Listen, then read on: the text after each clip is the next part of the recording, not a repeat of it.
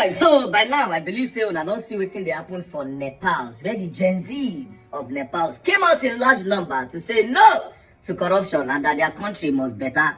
Now, in the quest of this, they don't carry a lot of their government officials, then beat them. Some of them, they buy them. You know, they enter government houses, they burn them, they burn a lot of things, a lot of businesses, just to make a statement that we are saying no to corruption.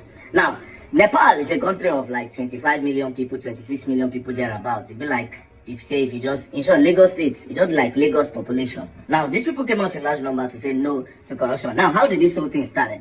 It started with some activists for their country. When they tweet, they talk about corruption of the government. Now, what is the part of the corruption where they talk about? They say they are government officials. They send their children go abroad. They go school. Their children, they enjoy. Their children, they post on social media. They enjoy their lives. Why them? Citizens of Nepal, they suffer.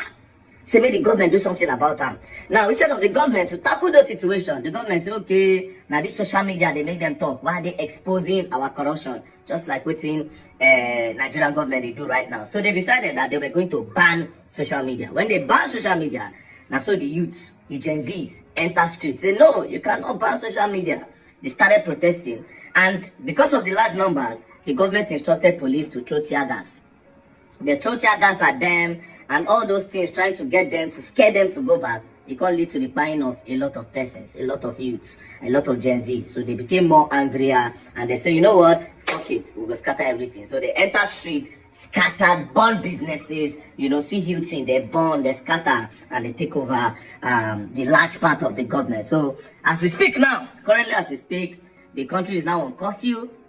As you can see, the road everywhere don't clear. So the Gen Zs, they don't go out. But they don't make their statements.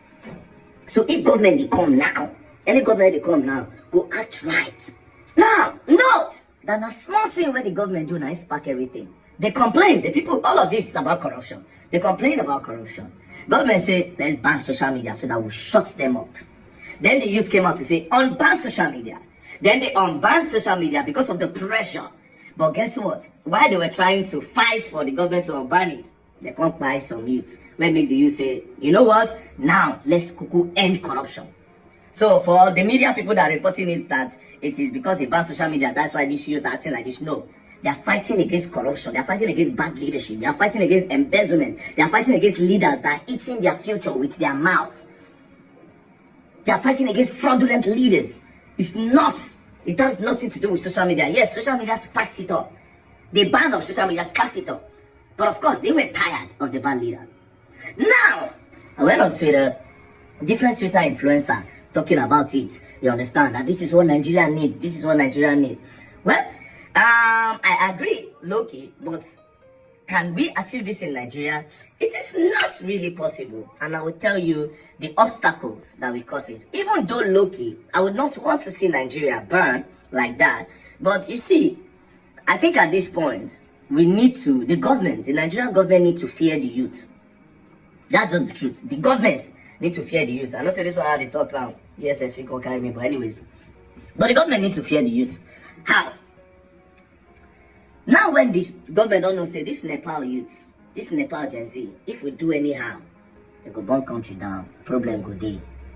Do you understand? They will start building the country and everybody go there enjoy.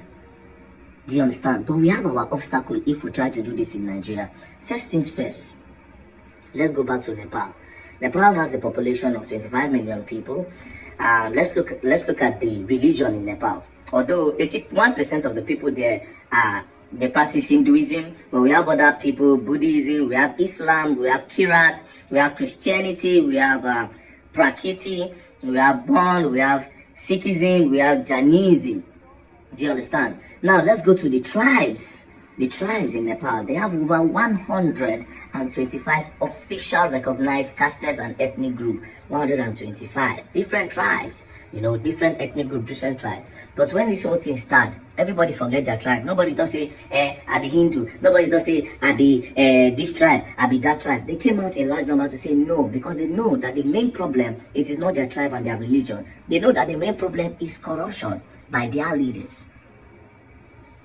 But you see here, the youth feels like it is the tribe that is making Nigeria not grow. They feel like it is the religion that is making Nigeria not grow. So for Nigeria now, you cannot have one voice because of tribe and religion. Most of these influencers on Twitter that are tweeting about all these things, see what these Gen Z don't achieve. Now still them, they push narrative, propaganda, and tribal wars in this country. Now Twitter, all those things they start from. Igbos and Yoruba, they fight. Now Twitter, the hate, they come from that place. That now the social media platform, the social media app where they fuel tribalism for Nigeria and religion.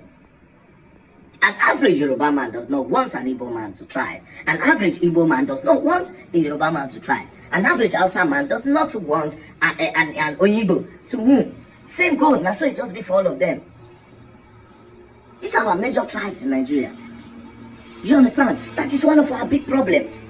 If you want Nigeria to be great, all of now on they tweet this thing about Nepals. You start by preaching. Tell yourself today, sit down in the group, swear an oath that you will never push a war on tribalism. You will never use your Twitter app to talk about religion.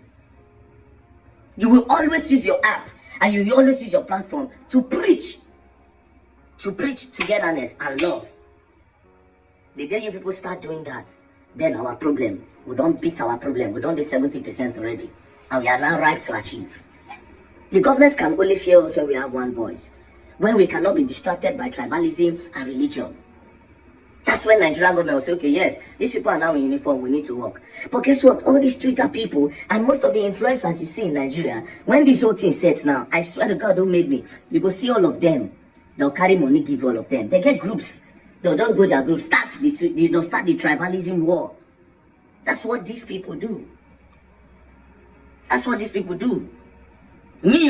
As for me, I like what Nepals have achieved. The youth of Nepal, I like what they have achieved. But again, now all those things when they don't burn and all that, yes, they've made a statement. It will take them time to rebuild. Now, if we go do that kind of thing for Nigeria, it's not go funny. I don't want to see that one for Nigeria. Do you understand? You cannot talk this one before they arrest me. And if they arrest me now, this same youth will come still they laugh. You'll still come out and laugh. And I would not want to be arrested when the message had not spread. What is the point of being arrested? If you want to sacrifice our freedom, we should sacrifice it for youths where they don't get the understanding. Say, bro, I am Igbo, you are Yoruba, but I love you. I am Igbo, you are Hausa, but I love you. I am Hausa, you are Igbo, but I love you. I am Hausa, you are Yoruba, I love you. I am Yoruba, but Igbo man, I love you. I am Yoruba, but Hausa man, I love you. Until that starts, man, we are not going to be giving sacrifice with our freedom. Because the gospel has not yet spread. You cannot achieve anything in Nigeria unless the youth come together as one. And unless Nigerian youth sit down on social media to always preach love.